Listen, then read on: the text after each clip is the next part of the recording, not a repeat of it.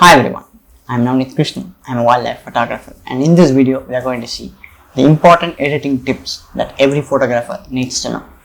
Let's get started. Before we get started, if you are not subscribed to my channel, please do subscribe to my channel so that you get daily one video and learn more about photography, Lightroom, Photoshop and Premiere Pro in the easiest way possible.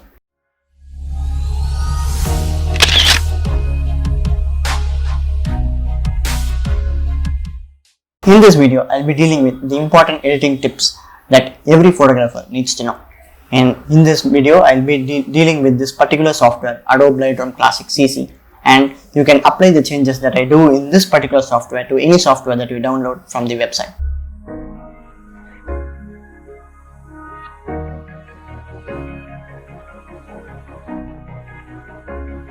So I'm dealing with this particular photograph here.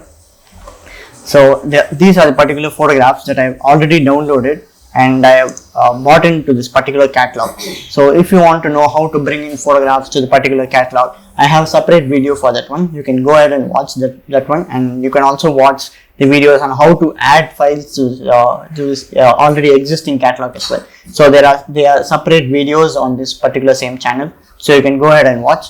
And in this video, we'll be dealing with the important editing tips. So I'm just going ahead with the first photo that I have. So I'm dealing with this particular photograph that I have shot on a winter morning. The temperature was quite low, and I made sure I set my white balance also very much low to get this blue tint. So this is basically what I actually visualized there on the field. So the work of a proper processing is that you bring on the natural colors that you have seen while you were on the field.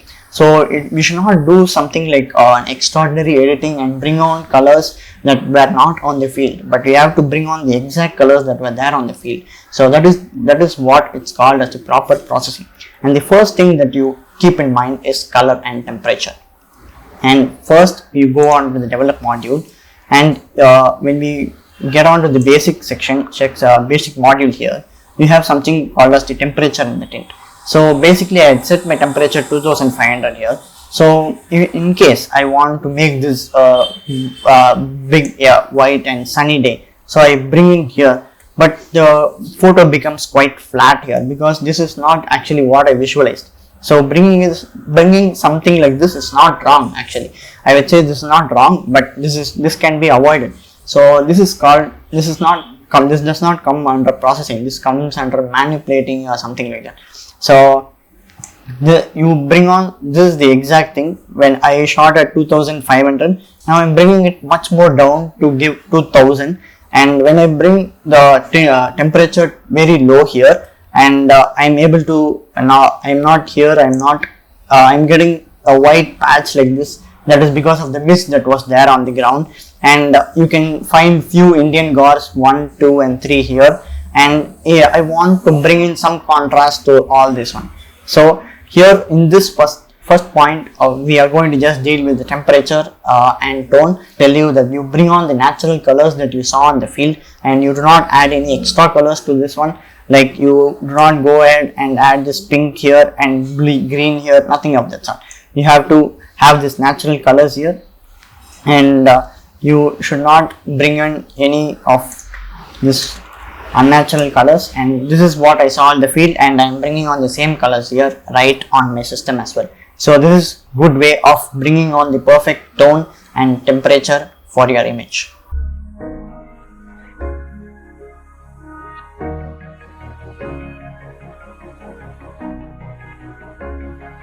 The second major thing is tone curve. So tone curve is something very important that you have to keep in your mind. So tone curve has certain things, something called as the highlights, the lights, the darks and the shadows. So these are the 4 things that you can deal with in a tone curve. So tone curve basically has this particular line here and a graph here. So then you have, if you want, you can make changes directly on this curve by bringing it up and down.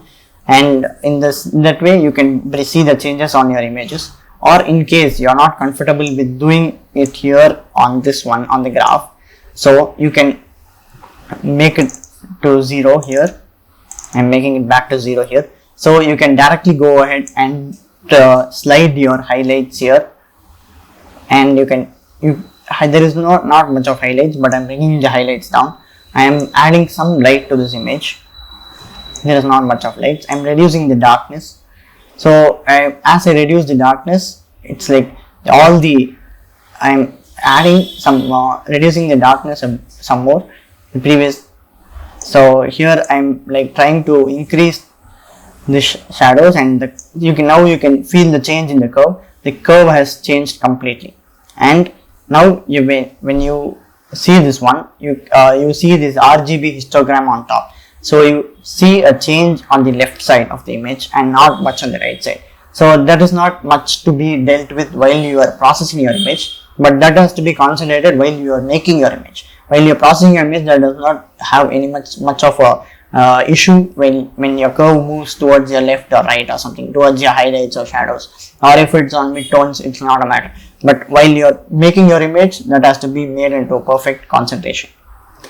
So here you can directly make changes on your curves, or you can go ahead and tamper with this highlights and shadow sliders here, and you can make the changes to your curves, and you can make sure you bring in the perfect changes. But even though I bring on the shadows and highlights of this particular image, I see this all these changes are being made globally to the image, and the image seems to be flat even after I make all these changes. So I want some changes that are made like locally to this image. So there comes the point number 3.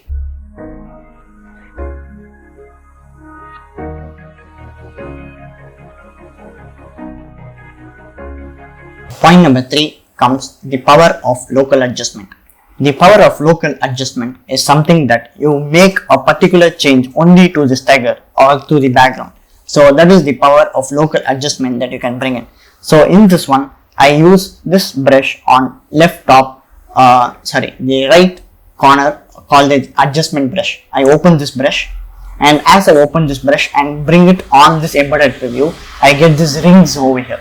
So you use these keys on your keyboard and you increase and decrease the brush, or you have this thing here, the section below, where you can increase your brush size and decrease your brush size.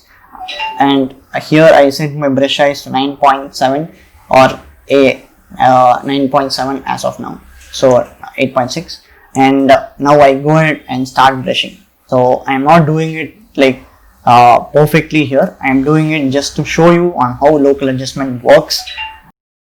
And so now so as I do this one, it's like overly exposed, and I reduce the exposure here, and whatever changes I make now on this particular I brush this one is only made locally to this particular tiger and not to the background. So now even if I increase the texture, it is just for this tiger and not for the background. And I increase the sharpness, it's just for the tiger, and it's done. Changes are done locally and not globally to the complete frame or the complete image, but locally only to the specific place where I have brushed my thing. So I reduce the noise, and now I want the background to be somewhat more. Its background has some noises there, so I want to reduce this noise. So what I do is I click on done here, I open the brush again, and I reduce the size, and I go ahead and brush it over there.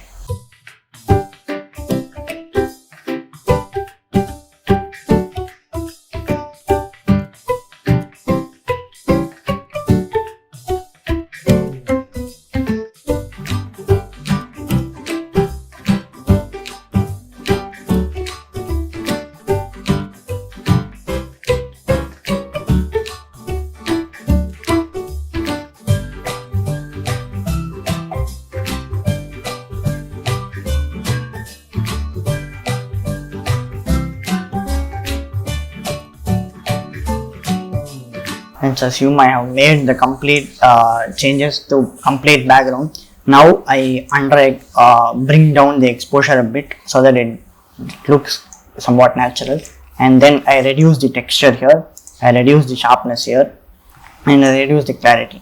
So now you can see the tiger is very much distinct when compared to the background.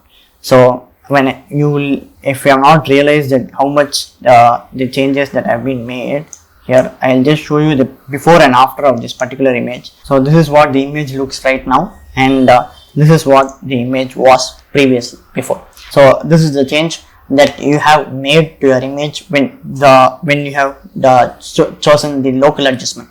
So keep in mind, you make these three perfect changes of temperature and tone, and the tone curve and the local adjustment in your mind before you start editing your images. So these are the three things that you have to keep in mind, such as mood and temperature, tone curve, and the local adjustment. When you do all these three corrections to your images, your image looks so powerful and you will have a great processing result.